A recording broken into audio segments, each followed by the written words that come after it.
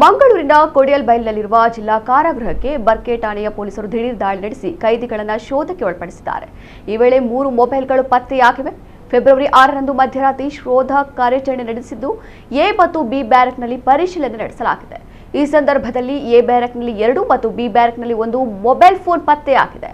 A ಬ್ಯಾರಕ್ನಲ್ಲಿ Muslim ಖೈದಿಗಳು ಮತ್ತು B ಬ್ಯಾರಕ್ನಲ್ಲಿ Hindu ಖೈದಿಗಳಿದ್ದಾರೆ.